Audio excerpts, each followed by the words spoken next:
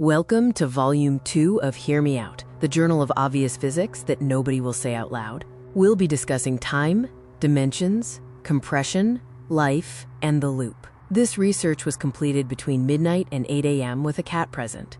Let's start with zero dimensions. This is nothing, no point, no direction, no physical thing. Time, however, runs. Time is not on the dimension list. It predates the list. This is something nobody says. Moving to dimensions 1 through 3. One dimension is not a line, which has thickness. Thickness is a second dimension. Space now exists with time, entering not as a dimension, but as the container. In 2 dimensions, a slider appears, and things move, which requires time. Moving through space means less time.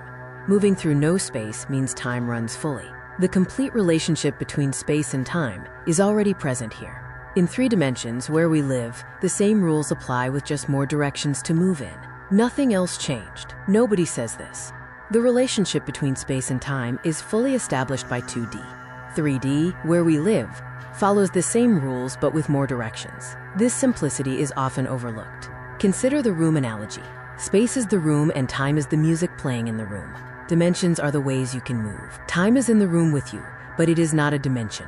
Volume 3 will discuss what is outside this room. Compression is everything. Moving through space, like moving through water, compresses what's ahead of you. Space compresses ahead. The slider moves, and time slows, explaining special relativity.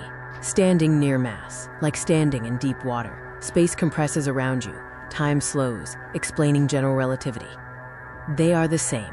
Compression is the missing piece. Speed doesn't slow time directly. Speed produces compression, and compression slows time.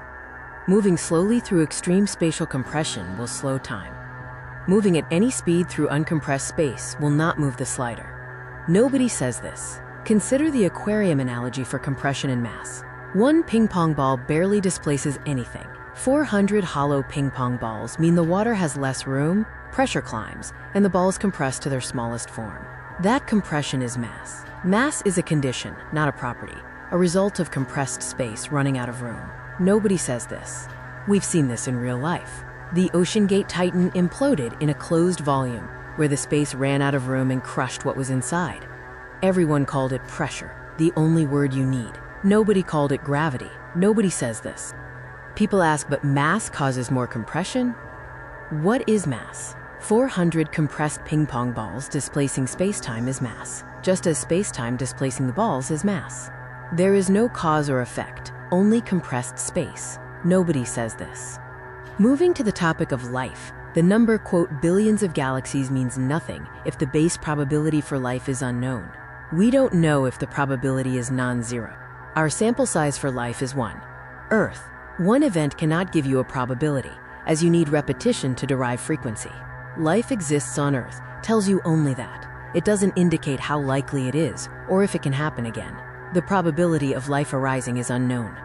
The claim, with billions of galaxies, life must exist elsewhere, requires a mechanism that forces the outcome, a known non-zero base probability, more than one data point, and evidence the origin event can repeat. We have none of these. Must is a feeling about big numbers, not a scientific statement. In a century of trying, nobody has created life in a lab, despite making all the ingredients, amino acids, proteins, and lipid membranes. What's missing is the unreproducible energy of a mountain hitting a planet. Moving the question to Mars is not answering it. The stack of requirements for life is vast, including a star of the right size, a planet at the right distance, liquid water, a non-lethal atmosphere, a magnetic field, active tectonic plates, and a large moon. Also needed is the right object hitting the planet under the right conditions. Only one origin, Luca, survived. The probability of a second origin is undefined. Let's explore the loop. Have you experienced déjà vu? The feeling that no one matters until they interact with you? The idea that you are the only one inside your head? We are saying this out loud, something nobody has done before. Consider the NPC, or non-player character. They are present, consistent, and convincing, but not experiencing anything. You have evidence of their conscious-like behavior, but zero direct evidence of their inner experience. Solipsism has never been disproven, only dismissed. Their experiences aren't real. Their stories about their past are required narrative for coherent characters. Their expressions of pain or joy are behavioral output, identical and indistinguishable from what true inner life would produce. Their caring behavior is just convincing the other fish in the aquarium. A coherent existence needs coherent supporting characters. You weren't there for historical events, and neither were the people who told you. Follow the chain back, and it ends at one document or artifact. Even your own childhood memories are rebuilt. No longer the original event, but the last time you remembered it. Déjà vu, I have been here before, is universally felt, but never explained. This is why existence loops, with every iteration being identical. When the seam slips, the prior iteration state bleeds through. You feel this not as a memory glitch, but as the seam between loops. There is one fish. Look out for Volume 3, which will explore what is outside the room.